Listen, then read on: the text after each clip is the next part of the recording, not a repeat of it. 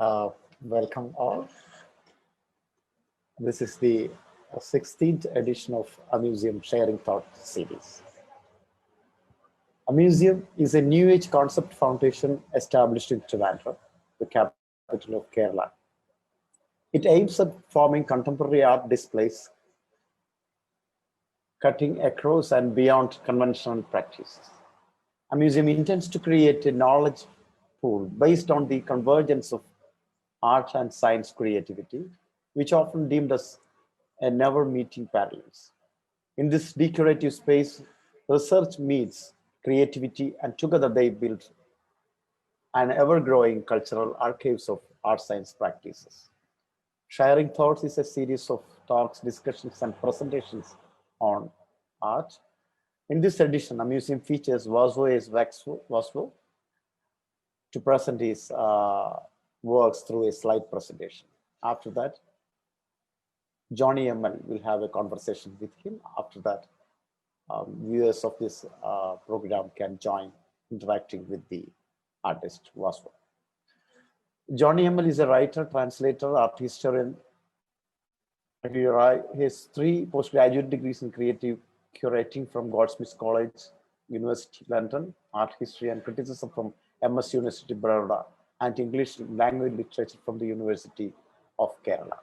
Having curated several high-profile art shows and conducted numerous art camps in India and abroad, he has been a part of researching contemporary art teaching practices in several small-town colleges in India.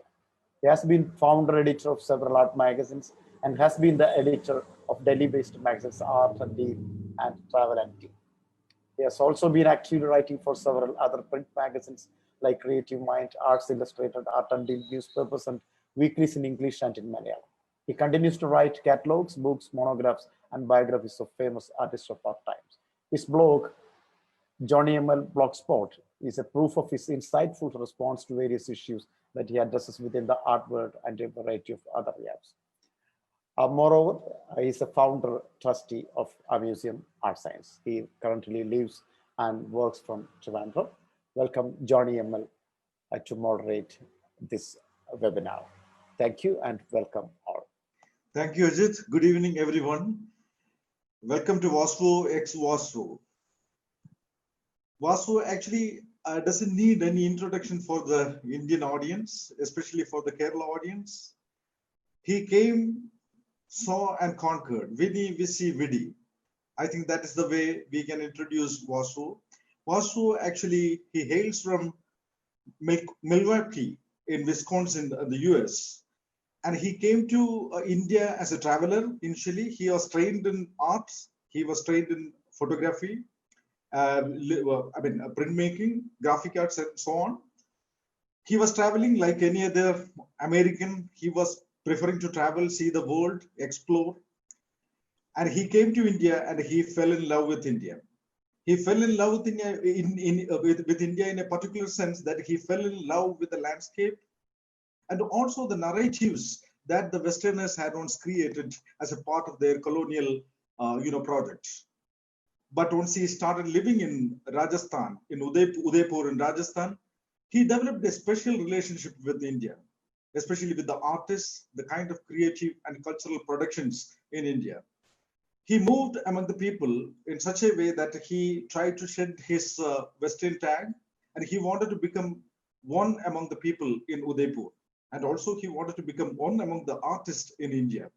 He started traveling all over, all the cities where art expos were happening, initially as a visitor, and then as a collector of prints. He has one of the best print collections, graphic art collection in India. Perhaps that is one of the best as far as the contemporary print collection is concerned today in India or in the world, we can say. And slowly and steadily, he worked his way through Indian arts landscape or art firmament, and he published his books, photography books, and he started collaborating with the Indian artists or Rajasthan-based traditional artists like Rajesh Soni, R. Vijay, and so on. Most surprisingly and endearingly, Waswo came to be known among the people as Chacha, a great uncle. And people do really mean when they call him a Chacha. And he has never actually disappointed them. He behaved like a Chacha. He started actually, no, patronizing is not the right word. Actually, he started mentoring a lot of artists. He started befriending a lot of artists. He became a part and parcel of the Udaipur art scenario. He became an integral part. And then he started working through the Indian art scene. He became like 20 years or so, he became one of the very prominent names in India today. And also perhaps he is not known as an American artist, but he is known more as an Indian artist. Now, coming to Kerala, the Kerala experience, he was one of the parts of the collaterals that happened along with the Kochi Mercedes Biennale a couple of years back. And he experienced something very peculiar to Kerala. It is not the karimeen, the pomfret fry. It is not the good weather. It is not the hospitality of the people. It is not the houseboats. It is not the beauty of the people over here and not the Malayalam language. But something called the nokuguli. Nokuguli means like the money charged for just witnessing or looking at the efforts that you put in to lift or transport some of the materials that you bring along. Here, we have a very bad tradition. I mean, I don't have any problem in saying that we have a tradition of, imposing this kind of a hafta, in a sort of, charging for labor, because we have more unions here. And Waswo responded to that because he comes from a kind of very universal, experience or a world experience where people are paid for the work that they do, hourly basis or daily basis or whatever. But when he experienced this, he responded in an I way, which I call I way. Why? Because he had a few matkas, the earthen pots, as a part of his sculptural installation. And he decided to break them in front of the camera. That became a live performance, an action-oriented protest, which became a work of art in itself. Waswo has more to tell us, more to show us. And more than anything, he is a collaborator. He is a re-establisher of the Karkhana tradition of India, which actually broke after the kind of flourishing of the Mughal courts and the tapering away of it during the British colonialism. So, Waswo, welcome to Kerala, welcome to Amuseum, and also welcome to India. And please go ahead with your presentation. And thank you very much for coming and spending your time with us. Over to you. Thank you, Johnny. That was an incredible introduction. I hope everybody can hear me. Thanks to Amuseum and thanks to Ajit and Johnny and Sushma and everybody. Tonight, I'm going to go through my work, and I'm actually using a presentation that I did for BNU in Lahore.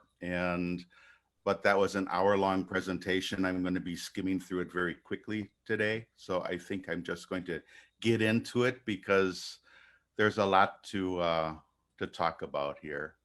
So just let me share my screen a moment. I should say I've been sick all week. So can you see? Everybody can see? Okay, this is called The Outsider as a Narrator, Exploring Not Being an Explorer, or How I Became an Evil Orientalist. And most people who know my work, they know that I basically do two types. I do hand-colored photographs with Rajesh Soni, and I do miniature paintings with RVJ, whose full name is Rakesh Vijay Varghia, but we call him RVJ. In this image, you can see that the hand painting and the miniature painting has joined and fused. And there's a quote, "The voyage of discovery lies not in finding new landscapes, but in finding new eyes." And that quote is below each and every one of my emails, because to me, that's a guiding light in what I do.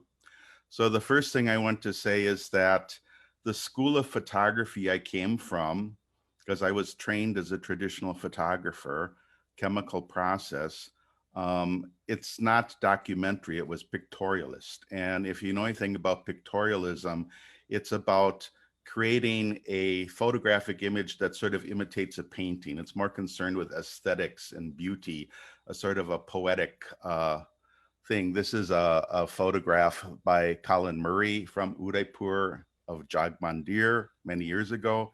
And you can see my early work was very much following in this vein. This is actually from Kerala, Morning on the Estuary. This goes back to 2002. I was shooting with a Rolleiflex, like Johnny says. I was traveling as a tourist, experienced India as a tourist. This photograph is called View from the Monkey Temple. And here's where I started to get in trouble, because I picked up the local language of the rickshawwallas and the guest house owners and things in Hampi, who did not call it the Hanuman Mandir, which of course it should be, but they called it the Monkey Temple. And so that entered into the title of the photograph. So I was doing this rather blithely, enjoying what I was doing. It's what I'd always done in other countries around the world, came doing the same thing in India. And I decided I needed to exhibit these in India and get people's reactions. So one of my first, in fact, the first exhibition I had in India was in Kochi. It was at Kashi Art Cafe when it was still just a cafe, and Anup Skaria and Dory Younger. At that time, they gave exhibitions to only one foreign artist a year, and I was lucky enough to be picked for that year. So I had this exhibition. I did a reading of my poetry accompanied by a tabla. This was sort of part of my performance like I would do in the US at the time. And I traveled that exhibition throughout India, okay? I think I hit Mumbai, Delhi, Bangalore, Kochi. I took it to Sri Lanka, Kandy and Colombo in Sri Lanka. And I had a lot of feedback, and the feedback was both positive and negative. And the negative was generally that I was being Orientalist, or I was bringing a foreign white gaze to India. And to me, there was a lot of confusion about people thinking I was documenting India rather than just making a beautiful photo. So I moved to, I'm a sucker for beauty. I totally admit I love beauty. So I moved to a place called Udaipur in Rajasthan that I always loved. This is a photo of Udaipur where I live now.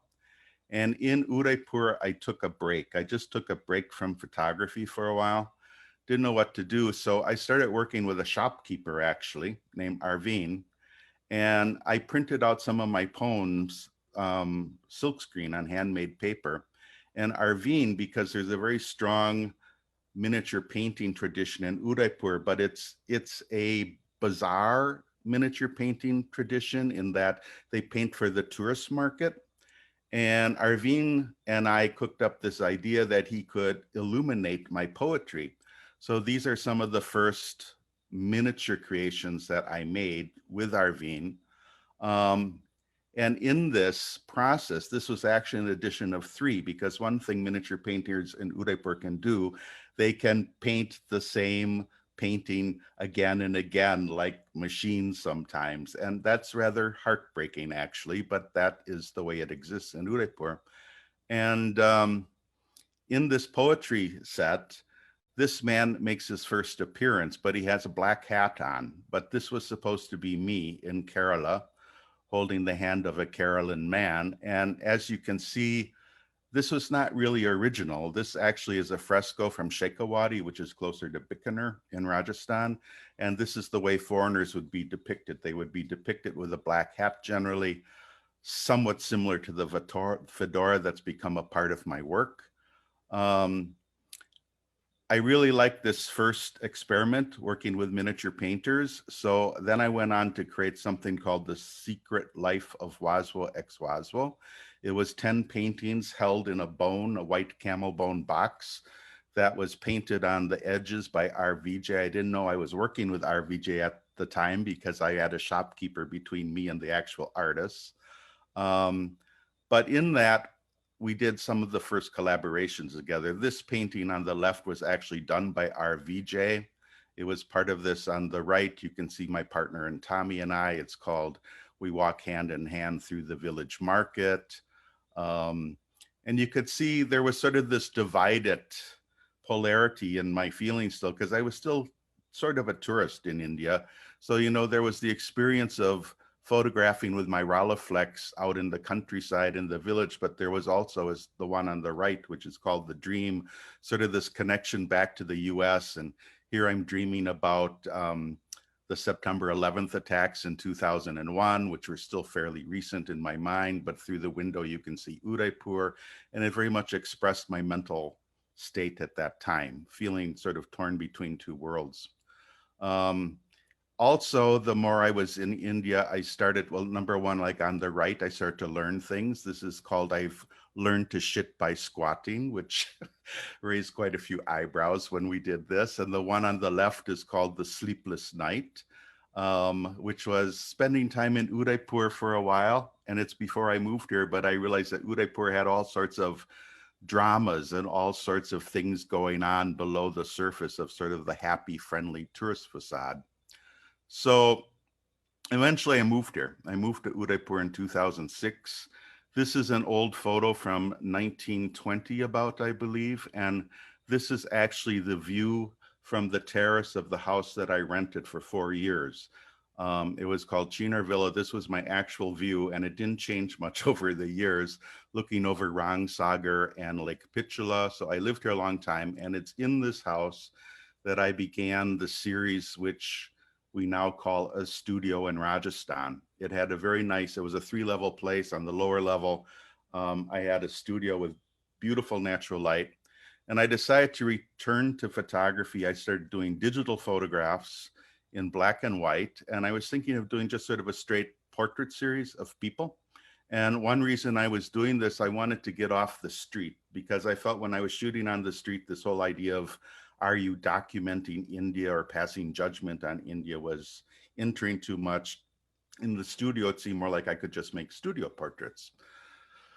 But as this began, I met this man. This is Rajesh Soni. He's a little older here. When I met him, he was only 18 years old. And I discovered that he was a 3rd-generation Rajasthani hand colorist. His grandfather, Prabhulal Soni, had been a court photographer and hand colorist for the Maharana Bhopal Singh of Mewar. This had been passed down to his father Lalit and then to Rajesh.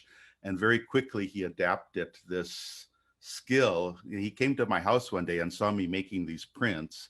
I was told I had the first Epson digital printer of the quality I had in Rajasthan at the time. And he came and he saw these prints and he said, oh, Chacha, we can color these. I can color these. So very quickly, he started to turn this into this. And so the photographs developed a new look.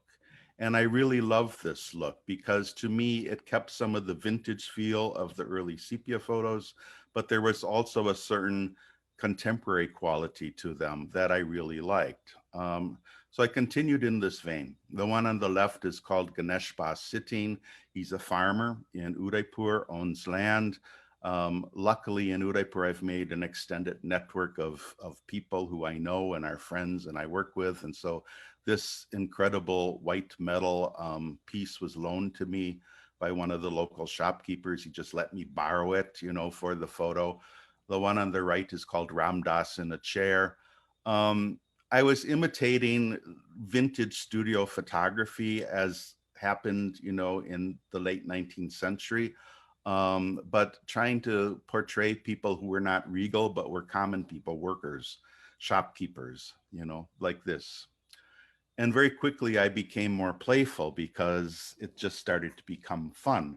So pretty soon we had rented a Bajaj scooter and I started referencing like the vernacular tradition of Indian photography. So here, this is my barber Manoj and his wife Devya is on the back. And this is called Back from Market. And what I was doing in these photographs, I was trying to recreate in the studio something like I would have seen on the street, but recreated in a more aesthetic way. So to me, you know, these images kind of hover between, they're obviously sort of a fantasy, they're rather playful, but there's also a sense of reality. And to me, that's what gave them their power.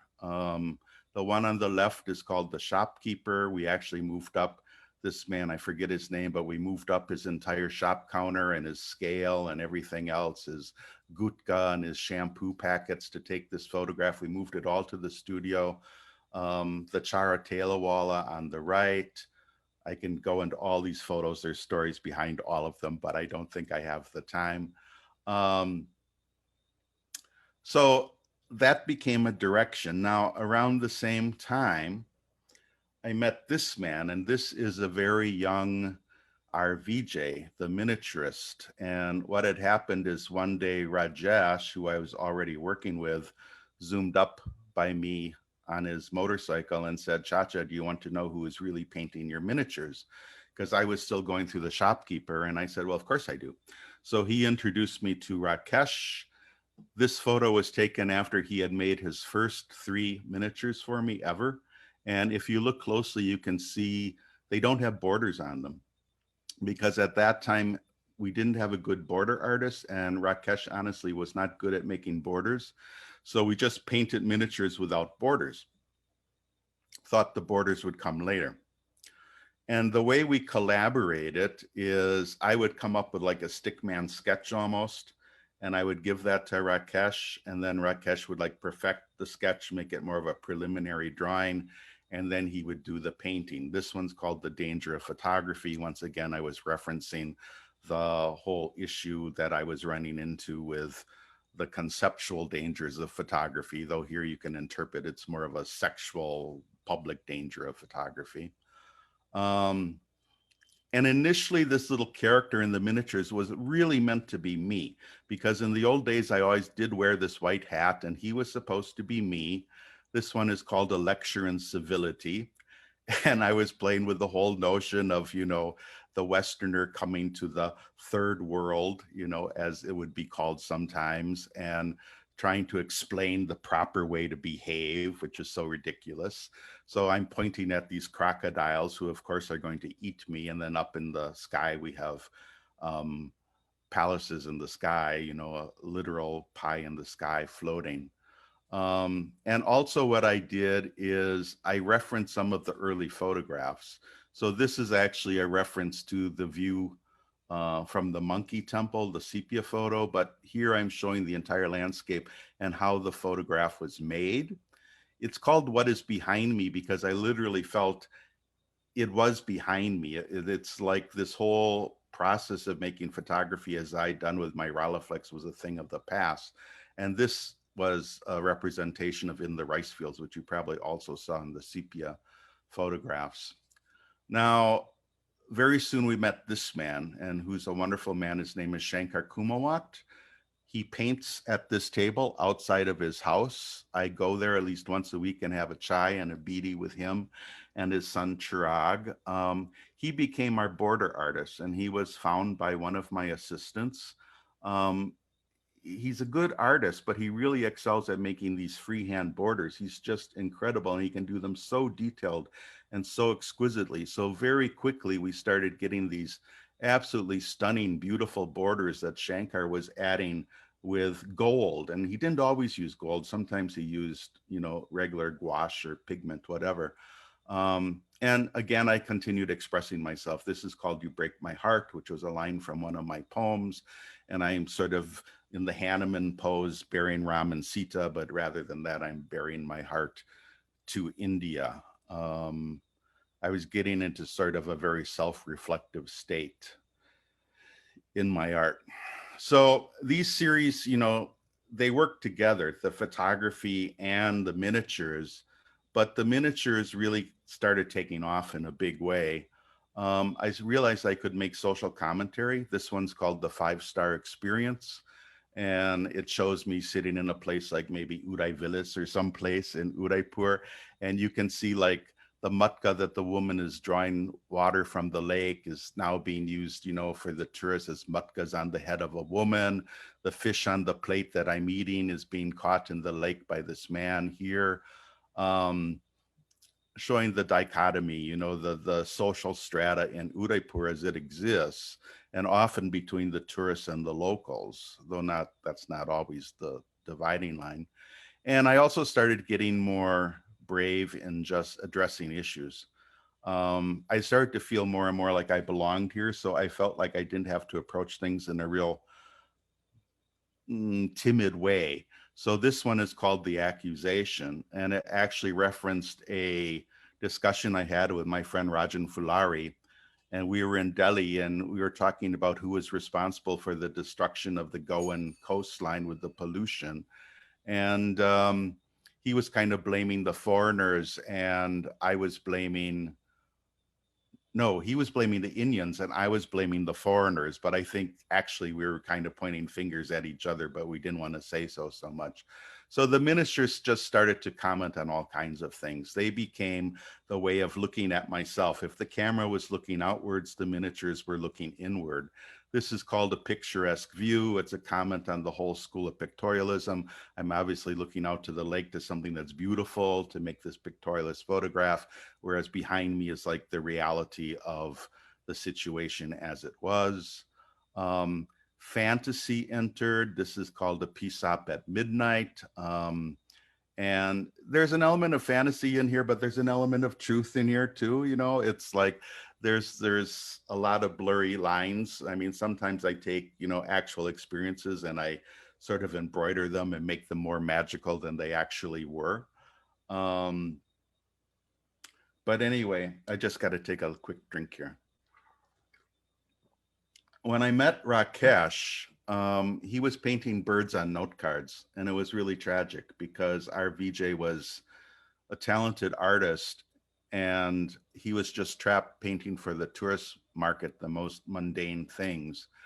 And together we started to explore the whole history of Indian modernism. So this is called a homage to Night of the Sadhus, a homage to Manjit Bawa.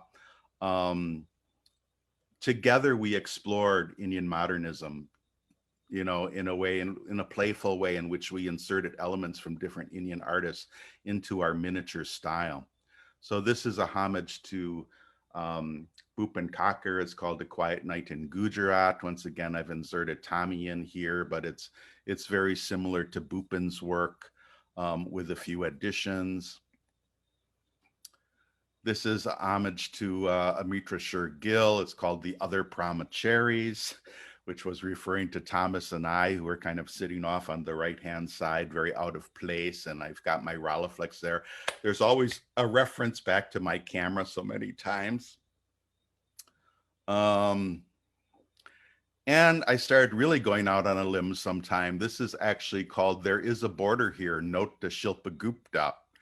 And I made this one, and actually this one I don't even think made the book that Annapurna did because it was felt to be maybe a little too controversial. But I was, you know, inserting Shilpa's luggage here that she had labeled There Is Explosive in this. This is one of Shilpa's photographs. But what struck me, she had done this piece with the police tape that said there is no border here.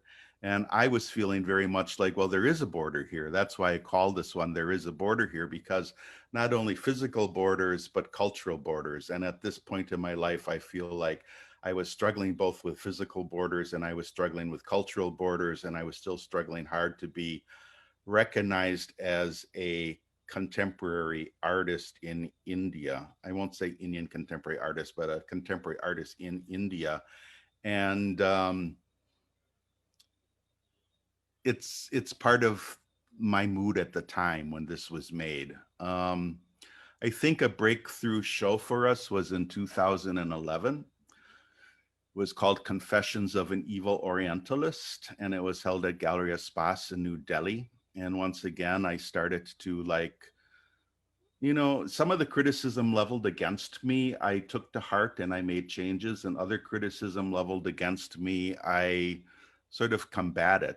And Pushpamala N had been very nice. She actually wrote for my first book an essay, but we also disputed a lot together about my approach. And she very much thought I was following in the footsteps of typical ethnographic photographers. So in this one, I took actually Shilpa's work.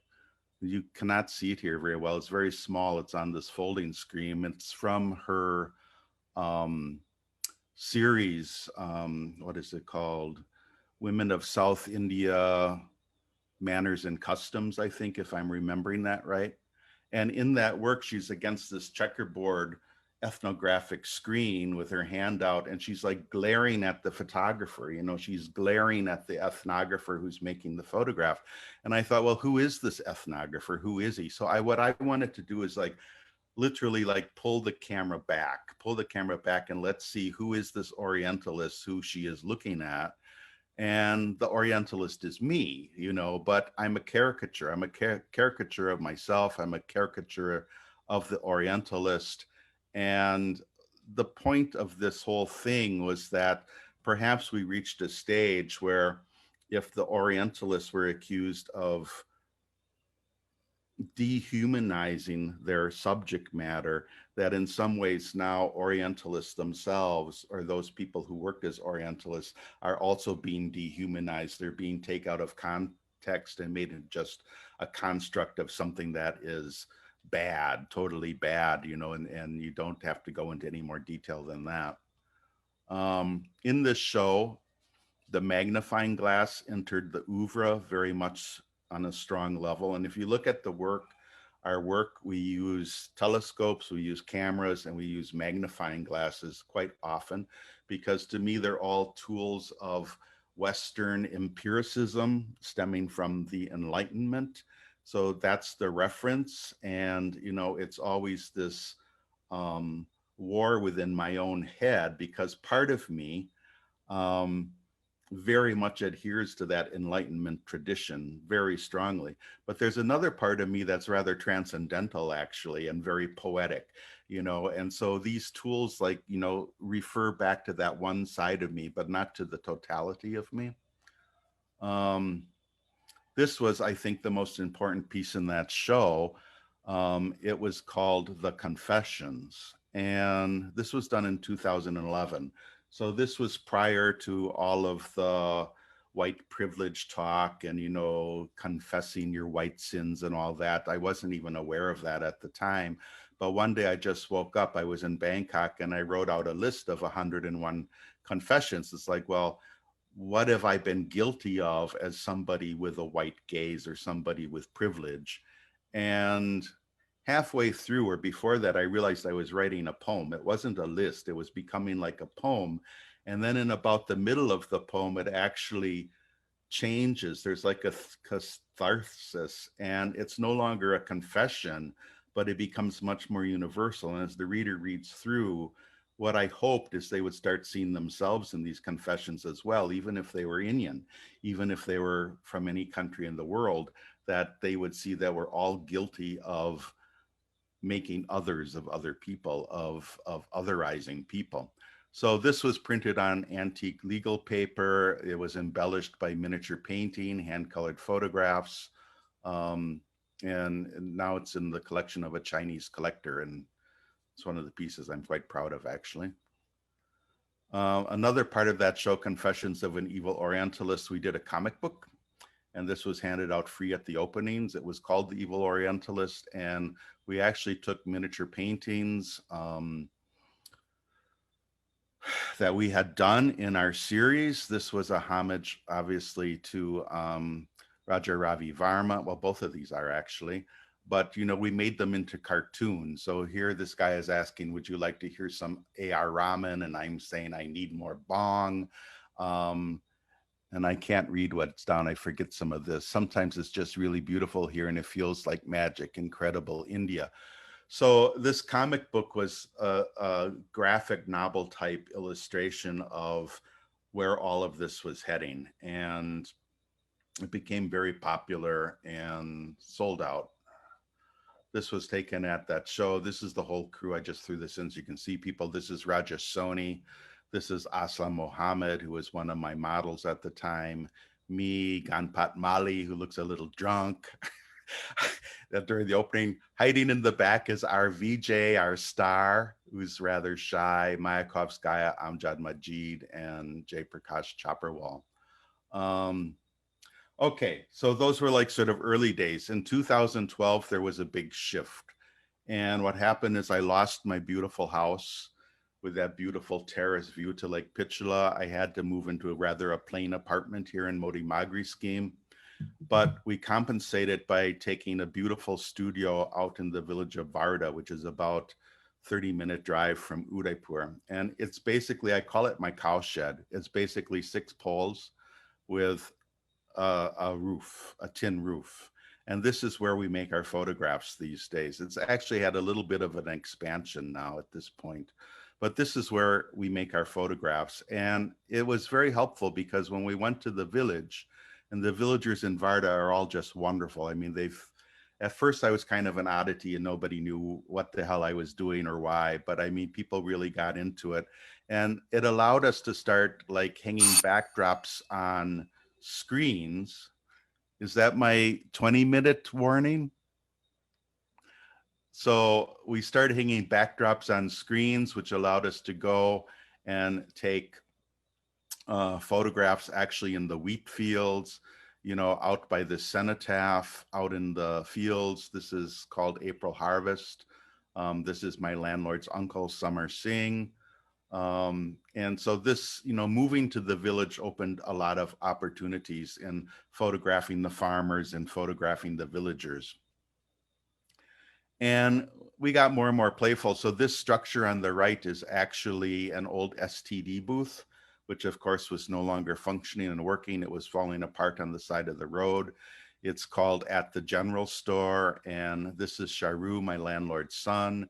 And we just made kind of a fun spoof of the local shop that secretly sells liquor, but also sells cigarettes and, you know, the sort of place that you easily find in Rajasthan. This woman on the edge is called, I think, if I remember right, Nearby. She was a helper of ours for a while also.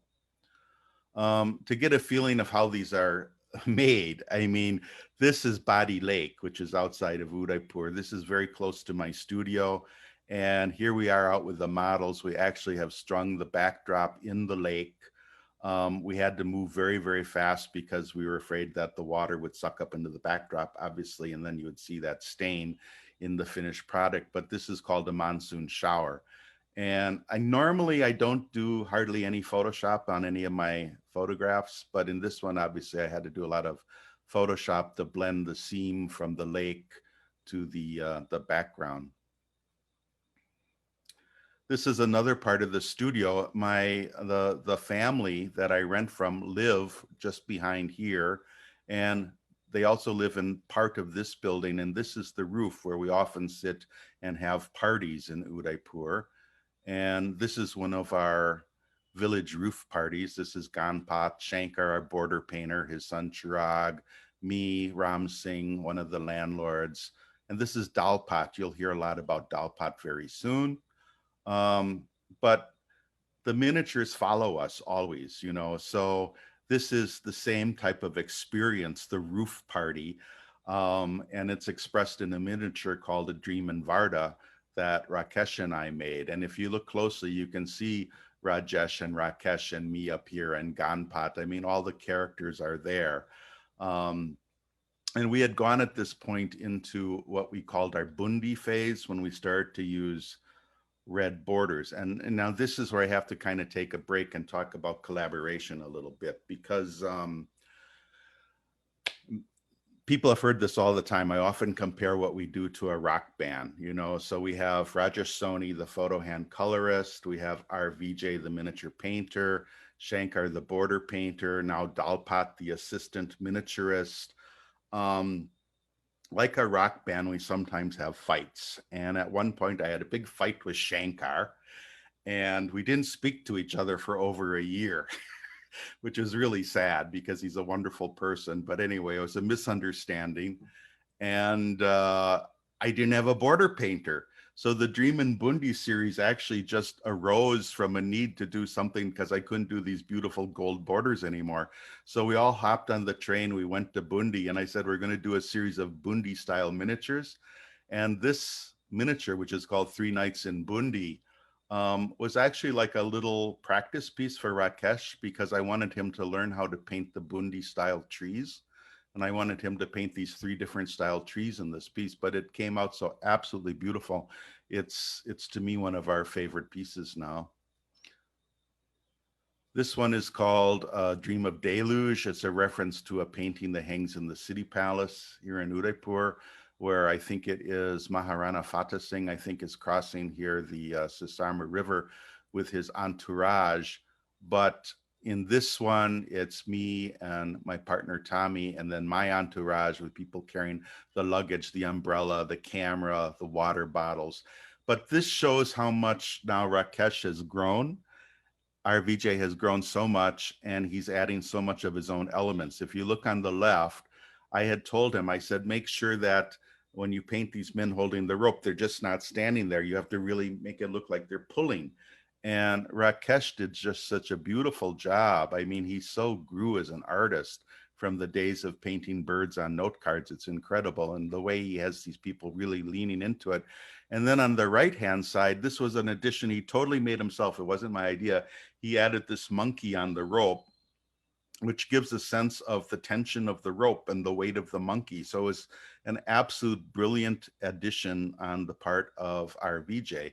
So, you know, as we, you know, when we first started, I was a little bit more of, I wanted to use the word a dictator about, well, it has to be like this, this, and this. And as we progressed, it became much more interactive. And I started listening to the opinions of my collaborators much more. And like, and even with Rajesh, sometimes he will look through my photographs and say, no, Chacha, this one isn't good. Use this one. This is better. So there is a two-way flow or a three-way flow in a lot of these things. Sometimes we all get together and just discuss art and our direction. This is a piece called Jali, and it was an installation piece in miniature form, and it was meant so you could not see both miniatures at the same time. You had to physically walk around it. So on one side of Jali, there's the woman's side, which is very typical in the village where all the women are working hard, making food and cleaning and taking care of children. And on the other side of Jali is the men's side, where the men are generally smoking and drinking and having a good time. And it was a very popular piece at the India Art Fair. And to convey this to Rakesh with the perspective and everything was a little difficult, but it came out very beautiful in the end. So anyway, this is called Chaos in the Palace, and it's from 2015. And this is where Dalpat came in, because I wanted to do this 18 miniature suite for the India Art Fair. And I realized if it was just Rakesh and I painting this, we'd never get it done. So I went to Dalpat Singh and I said, I gave him a template and I said, I want you to paint this palace interior, but I want you to do it 18 times. And I don't want any two to be the same. They all have to be a different color variation. And he did a beautiful job. He did a wonderful job. So we had Dalpat do the backgrounds, and then our VJ came in and added elements like this Subodh Gupta installation with, of course, the Mumbai taxi and the collectors on the side, the Jeff Koons balloon dog. And, you know, when you looked at this installation, this suite of 18, it's narrative, but the narrative you can make your own. You can go from one direction to the other. It doesn't matter. And you just construct your own narratives with it. But in my mind, I felt, especially 2015 was a big problem for me, I guess, largely because of ISIS at the time was moving through the Middle East. There was, of course, the beginnings of the refugee crisis in Europe. And so like in this one, we have what you could imagine as like ISIS-like characters pulling down the statue of Voltaire, who of course would be a symbol of the Enlightenment. But then in another one, we have characters that are sort of Shiv Sena type characters with the symbol of the Shiv Sena, the bow and arrow, and they're holding Rakesh and Rajesh and I in the corner as if we're being held hostage or being attacked. Here we have the MF Hussein painting being set on fire. Of course, all of these things were big controversies, you know, during my time in India. So Chaos in the Palace made reference to a lot of this, because to me, it seems all over the world right now, the societies are falling into disarray and some elements of chaos. And then oftentimes that's responded to with a very ham-fisted kind of totalitarianism that creeps up in its place. Also in this, we made actually a little nod to Dalpat in his contribution in one of these paintings of the suite. We took Magritte's apple painting and we produced it again and again in here. And this was a little nod to Dalpat's contribution of painting the palace backgrounds again and again, and also to the whole idea of the Carcana as a factory that can create things again and again in a workshop-like manner. So this is Dalpat's Carcana. This is Dalpat in the back. In the rear, in front is his brother Bunty. They have a nice home out in the colonies, but this is where they paint in the old city. Very small space, but they like it that way. They think it's wonderful, as good light, and they're very happy with this because they say it keeps them focused on their work, which actually was something Da Vinci used to say. Da Vinci used to say the best way to paint was in a small room without a window, Da Vinci used to say. I think we're getting near the end of time, so I'll speed this up a little. Rakesh and I embarked on something known as the Blue series, which I was exploring sort of a, blue, darker moods. And at this point, we're bringing in, like, Shankar is so talented, we started bringing him more into the paintings themselves. I was obviously back working with Shankar after our fight. So here we have the sadhu holding up sort of this transcendental universe, and then I'm bending over with the Rolleiflex photographing him. So once again, you've got this dichotomy between sort of the Western view of ascertaining knowledge, I guess, and more of an Eastern view of attaining knowledge through a different manner than empiricism. And, exploring myself, I forget what this one is called, but, I'm reaching for the mangoes, but mangoes are falling behind me and around me. It's kind of like you don't always get what you want. And sometimes the things that are right in front of you are beyond your grasp. This is a more recent series. This is called Dreams of the Orientalist. Now at this point, we have Dalpat doing almost the full background, and our VJ's only coming in and adding this element. And we really had to go to this method because the work started getting in such demand, and Rakesh paints slowly. He's a slow painter. He doesn't paint fast. And we realized that if we were going to really do everything we wanted to do, we had to start bringing other people in. So we're just going to end this with a quick look of my last two shows. This is from the show about a year ago at Gallery Espace called But I Fell From There Like a Leaf in Autumn. It was a show exploring whiteness. See the statue of Michelangelo and me laying in the meadow with this Indian man after flying a kite and apparently enjoying ourselves. We brought in Aphrodite and we combined Aphrodite with Krishna. But in this one, Krishna may not be stealing the clothes. I think Krishna is offering the clothes in this one. Of course, this is the Botticelli reference here, and I'm kind of in back not wanting to see any of it. This is, it never works the way you think. And of course, I've combined Icarus with the Ravi Varma wing of Jatayu, I think, if I'm remembering the name correctly, but just the best laid plans go awry is the sense of this. But also there's a sense, because I have a very strong sense right now that Western culture is in decline. And I don't know how to interpret that, honestly, because I love India. I love being here. I don't really care, but also I guess I do care because I think about it a lot. Once again, this is just bringing in Shankar into this lake and into this moon. This is called, I'm forgetting the name. Oh, Rebirth and Absence. So this is kind of a nod to the whole idea of the Anthropocene and possibly that the world would be a better place without humans in it. I'm getting a little cynical. People often think my work is very cheery and sort of like child storybook-like, but if you actually dig a little deeper into the meanings behind some of these, they can be pretty cynical sometimes. This is called Push. We expanded into doing some sculpture. This is white marble, and this is brown Jaisalmer stone. I think it's pretty self-explanatory. And then our very last series I'm going to go through very quickly. This is called The Intruder. We're painting on lithographs by George Franklin Atkinson.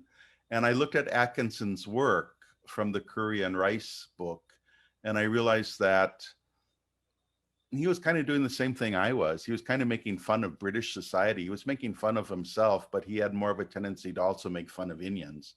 Some of his works were actually quite racist. But I thought I would be an interesting experiment to insert myself into some of these, sort of subverting them, sometimes making humor with them, sometimes harmonizing with them, just exploring how does the character that I've created in this fedora man, how would he fit in historically with this whole Curry and Rice series of 40 lithographs that was done. So it's sort of like me and this balloon. Balloon imagery is becoming rather familiar in our work too. It's sort of like looking down at something and observing it and trying to figure it out, not really offering answers, but just looking and thinking.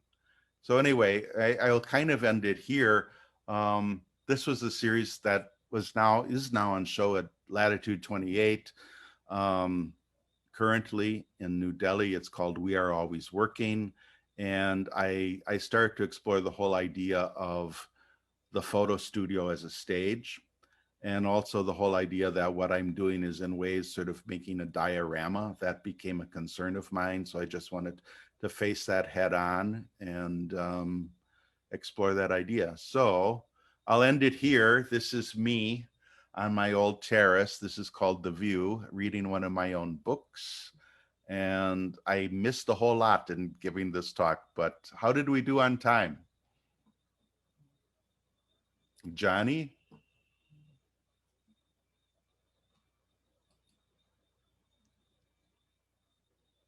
Hello? Yeah, yes. Yeah. How did we do on time? Was I under time or over? It was really good. Actually, like you took around 40 minutes, total 40 minutes to finish the whole thing. Oh, good. Yeah. So I think like we have a few questions. So I will sum up it with making a few observations and putting a couple of questions to you. Okay. You just made an observation saying that like your works look for the general audience look more like a children's picture book. But I have a feeling that like you work in a very brittle and a very contesting field where you have to always constantly redefine or reassert your position as an artist, as an individual, as a citizen. So constantly, not exactly oscillating between two spheres, but actually standing on the same space and, maybe changing the feet.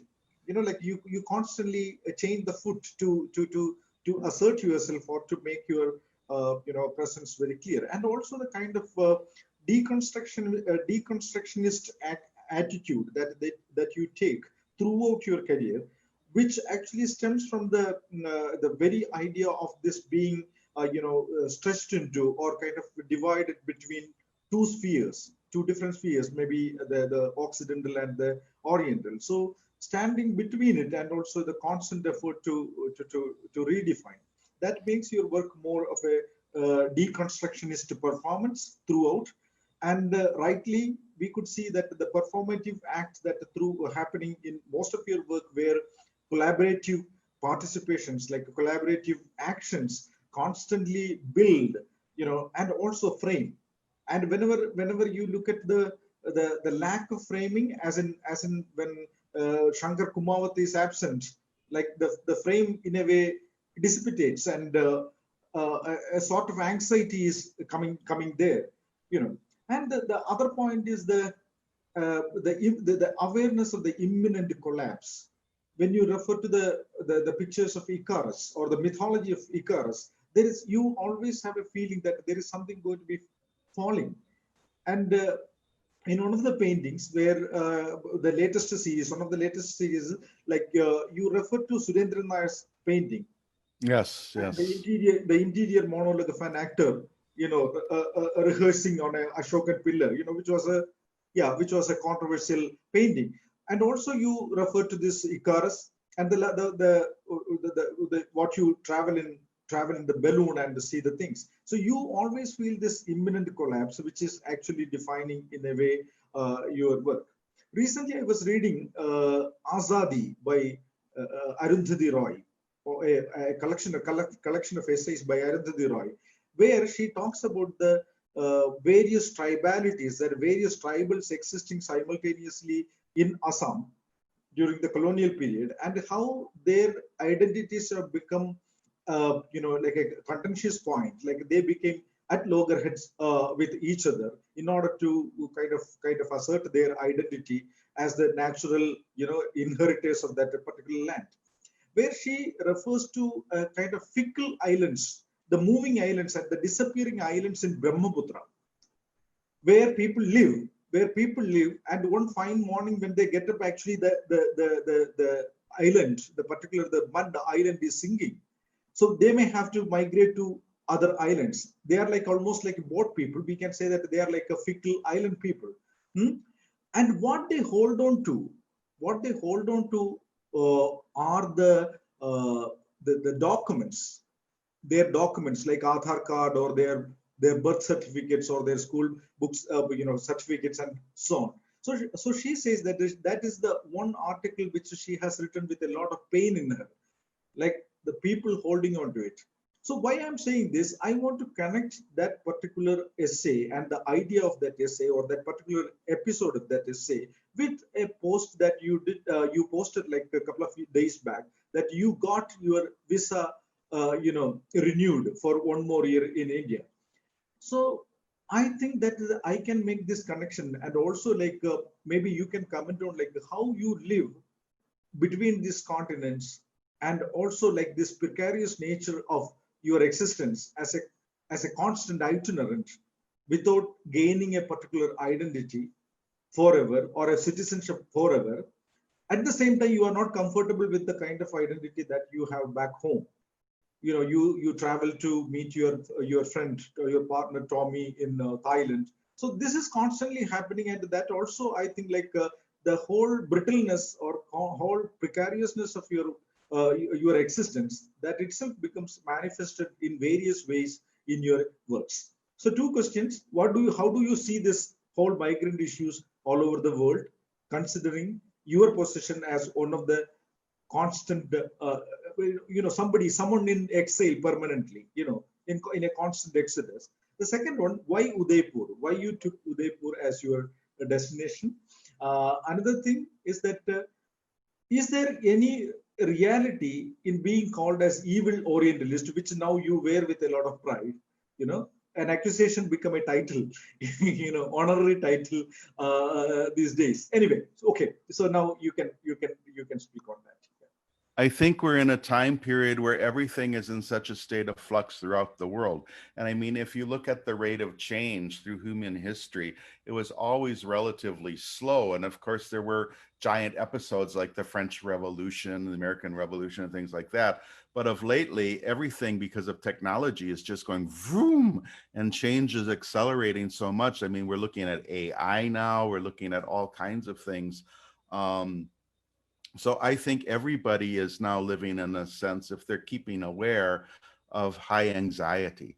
So I don't think it's particular just to me, but I think, for me, my art has not really been about India. It's been more about myself as set in India. And Udaipur is home to me. I mean, and it comes out in my language, because when I go to Bangkok, I say I'm going to go see Tommy for a while. When I go to the US, which is only once every 5 years to renew my visa, I say I have to go to the US, like that. I'm not really looking forward to it. But whenever I come back to Udaipur, it's always I'm going home. So I've heard myself say that. So I realize that this is where I very much identify as home. Why Udaipur? I was just caught by the beauty, number one. Then I realized there was this incredible artistic tradition here that was not being really utilized, that there are painters like Rakesh and also Dalpat who had the potential to be really great, but they were just chain painting the same thing again and again for the tourists. So there was a desire to get involved in that and work with that, in some way. And, you know, just through being here a long time, I've developed this enormous network of friends and supporters. And there's hardly any foreigners here, you know, other than the tourists. So, I mean, I don't have a network of expats. You know, all my friends are Indian here, basically. And it's become, for me, it's sort of heaven. I mean, I'm very, very happy here. I mean, it doesn't mean I don't have a bad day, but I mean, it's a very, very good place. I forget, what other question did you have? The feeling of falling. There is a question from Preetham Pat from Facebook. Okay. He asked from Facebook, like, what medium was used to paint in the miniature paintings? The miniature paintings we're using gouache now. When we first started, I was told that Rakesh and everybody said that they were using stone pigments, but that started being questionable to me because the suppliers of the quote unquote stone pigments are not always that reliable. And at that time, I was not sure enough to that I was not just getting poster paint or something like that. So I switched everybody over to a French gouache because at least I knew what that was. And I knew its longevity and its archival qualities. Now, lately, we've been thinking of going back to stone pigments because I have found good suppliers, but we haven't really made the shift yet. So actually, your collaborators like Rakesh Soni and Rajesh Soni and R. Vijay, all these people, do they pursue their own works? I know that R. Vijay and Rajesh Soni actually pursue their own works. And what about other collaborators, like in your karkhana, in your atelier? All these people have their own kind of Well, pursuits, or they are completely depending on you? Rajesh is the most ambitious and the most independent, Rajesh Soni. So Rajesh has really taken off with his own photographic career. He's doing very well. He's also a very good sketch artist too. So I mean, Rajesh, and he's a good businessman, to be frank. So nothing's going to hold Rajesh down. He's just going ahead full speed. And I'm just very thankful he continues to work with me, you know, because when I met him when he was 18, I was like a gold mine for him in ways, to be honest. And now I'm not so much anymore, you know. Now he has many other opportunities, but he remains loyal to me, which I really bless him for that. And our VJ is much more working for me. Once in a while, he kind of goes back to doing some side projects once in a while because he says he just needs to take a break and do something that is his own, which I understand also. And Dalpat pretty much works for me only, but sometimes even he goes back and he'll do like some palace, Lake Palace type note card type things for the market. Now, why that is, I don't know. But what they've told me is they say they love working with me, but sometimes they just have to, you know, re-grab their own power in some way, you know, because I'm the leader of the rock band, you know, so I'm the one, like, there is back and forth, but I'm always the one who makes the final decision that this is yes, this is no. So sometimes people just have to you know, break out of that. So I do understand it. Yeah, from the photographs of your studio and your karkhana, we get this feeling that like everything is very happy. You're all in good mood, partying, and if you are not working. But are there, as you said, like you are the last decision maker, but do they really question you and your, you know, being a foreigner, white with more authoritative voice? So do the empire talk back? Oh yeah. I sometimes, because everybody's very different in, we're a tight group. We're all very good friends, obviously. But like Rakesh is much more religious. He's very religious. Rakesh and Dalpat both are quite religious. So our VJ has sometimes raised flags about some of the ideas I want to do. Not with sexuality, because his granduncle was Ram Gopal Vijay Varghia, who did erotic paintings, you know. So, I mean, that doesn't phase him at all. But sometimes with some of the religious imagery I want to put in, he'll sometimes say, Chacha, this isn't a good idea. People won't react well to this. You know, I don't really want to paint this. So yeah, feedback comes back, and then I have to listen to it because they're my cultural advisors, you know. Sometimes I'll come up with an idea and I'll say, well, you know, there's going to be this old lady walking down the road, you know, and it's night or something. And then somebody will say, well, an old lady's not going to walk down the road in the middle of the night, that wouldn't be done, so it's going to seem unrealistic or unbelievable. So I need to listen to that sort of advice all the time. And, but, conversely, I think I've expanded their minds a lot in just looking at the art world in a bigger, larger manner. Culturally, art historically, the awareness has been raised so much. Does that answer? I think like you have done a very daring act of opening up the studio and showing it how it functions, the working of the innards, which many of the Indian contemporary artists actually try to hide away from the public eyes, especially during the market boom time. Most of them were using assistants. Many of them were just giving the design of it, and the rest of the work was done by the assistants. So maybe like the approach of these artists, like they as the real creators, and you as a kind of art director or directing the artistic ensemble, does it fundamentally differ, these two approaches? Well, I question that, because sometimes I seriously question myself. Am I an artist, or am I more of a patron, in the Akbar sense? Like Kavita Singh has addressed this sometimes, am I sort of the person who just commissions these works? But to me, it's my heart and soul going into these. It's really my compositional designs. I very much decide the compositions of these paintings. The photographs I make totally on my own. Rajesh colors them, but I make the composition. So, I mean, there's a lot of me in all of these works of art. It's hard to separate us. I mean, what I actually want to do now, I want our next book, if I can get it out, I want to put out a book called Karkhana. And I just want to explore this whole interrelationship between us, because one thing that's happened is, because I've always tried to be very open, that I work with RVJ and Rajesh Soni. And then when Annapurna Garamella came out with her book, The Artful Life of RVJ, which, as you know, she inverted the approach. She didn't look at it through my eyes. She looked at it through RVJ's eyes. But, in the back was just a very short little 2-page blurb on Shankar, and Shankar deserves so much more than that, because Shankar's incredible on his own. So I want to do a book called Karkhana and really explore the whole facet of it. And the other thing that's happened is bringing Dalpad in. I've talked with my gallery about this. Well, now we have another artist, and I'm known for always crediting my artists, And, Renu said, and I agree with her, she said, Waswo, you already got Waswo X Waswo and RVJ. You can't add another name. It's just too much. People will never remember. It's so totally confusing, So I have to go with that judgment. But what we decided is it will remain Waswo X Waswo with RVJ. But when I give a talk like this, when there's a show catalog, if there's wall text, then we always bring up the other artists and put them in there.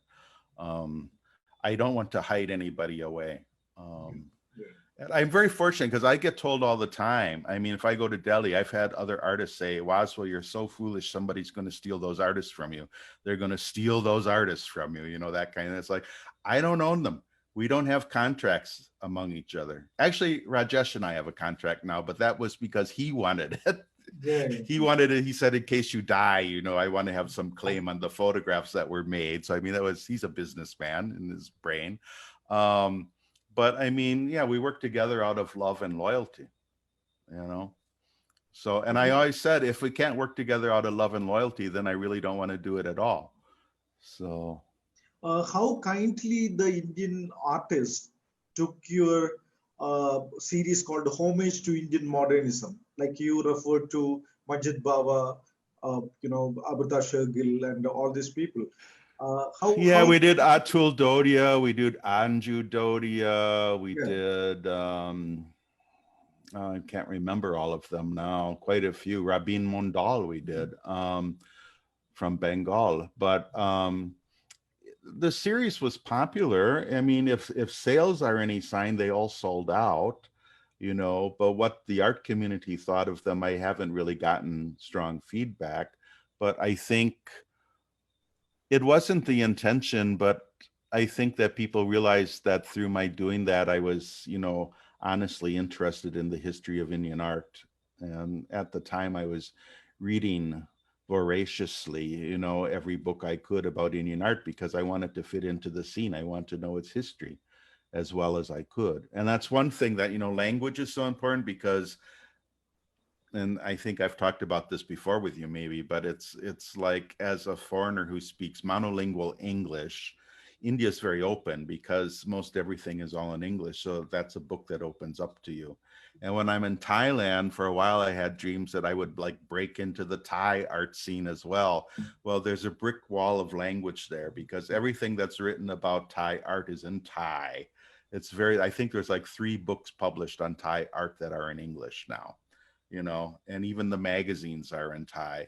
So it's not easy for an outsider like me to come in there and like, unless I would learn to speak Thai, it would not be easy for me to like ingratiate myself into that scene. So. Yeah, actually, when you refer to Adil Dodia himself had referred to Marcel Duchamp's Nude Descending the Staircase and Pablo Picasso's, you know, the Cubist portraits and all in his works.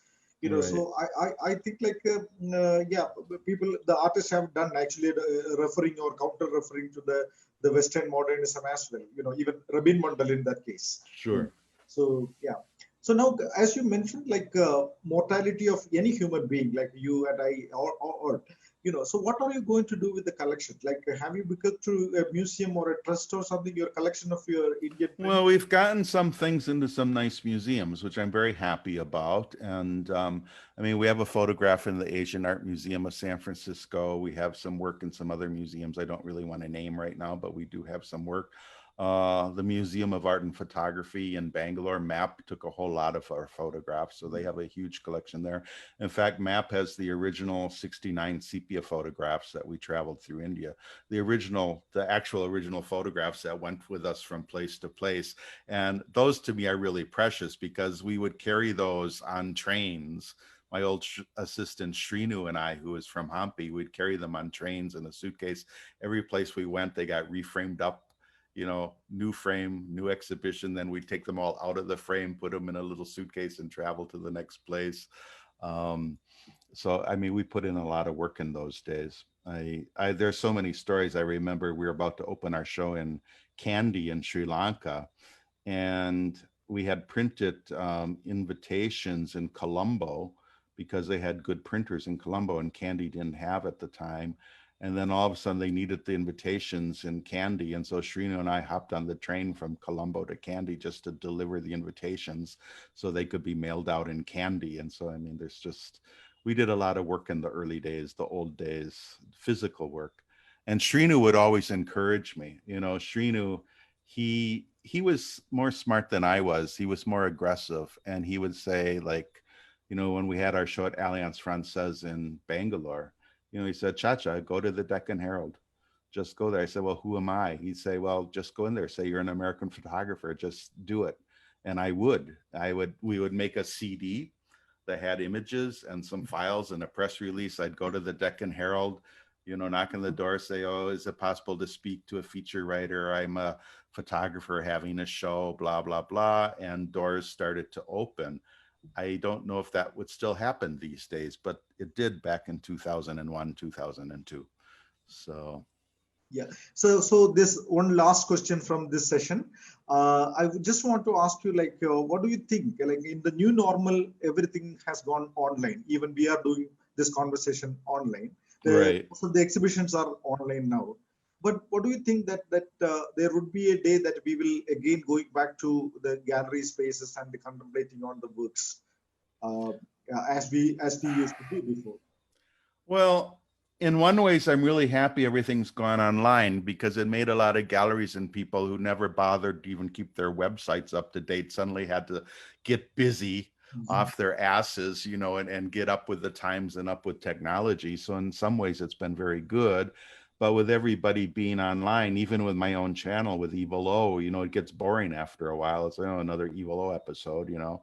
How much online can you do? I think what Bhavna and I did at Latitude was very special in that we decided we would actually physically mount the show. We said, let's physically mount the show and let's have an opening party and let's bill it as a party. And we said, you know, join us on Zoom, show us your cocktails, show us your outfit. I mean, this is what people like, you know, and it became a banter session and it was fun. And I also gave a tour and I was in dialogue with Giles Tillotson, and I think that's one route you can go. I think that physically hanging a show is important so that people can see works in a space, because there's nothing like, you know, and then Latitude is open by appointment, you know, now, so people can come and see it. Because when it's all just virtual, I don't think, you know, people now keep talking about having online exhibitions. In fact, I was being pushed into that by my gallery. And I said, you know what an online exhibition is?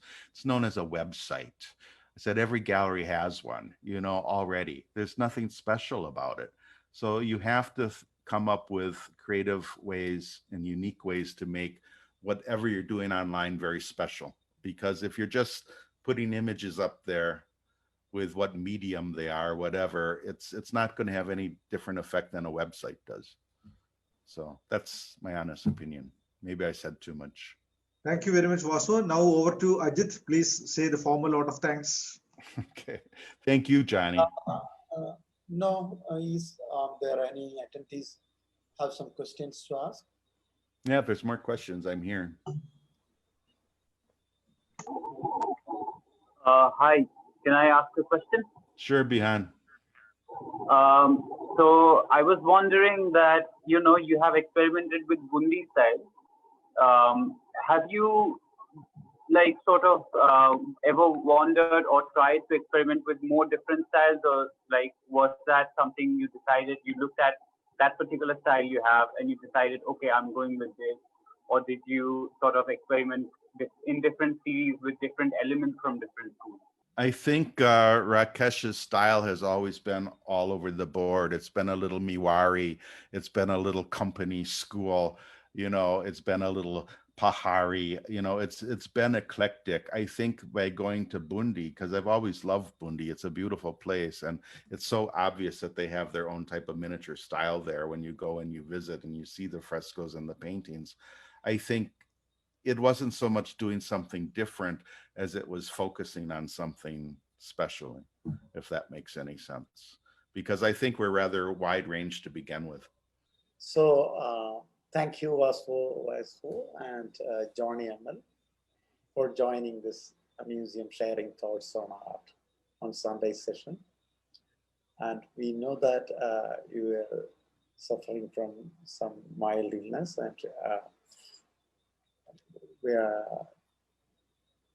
you are just recovered now. I think hope you recovered very well. So I feel better giving the talk. I'm happy I did it. You're good now. Yeah. Okay. So thank you, Waswo, Johny ML, and all the other viewers in this webinar program inside, as well as followers and who are watching in the Facebook. Thank you from the side of our museum, and good night. Good night, everybody. Thank you.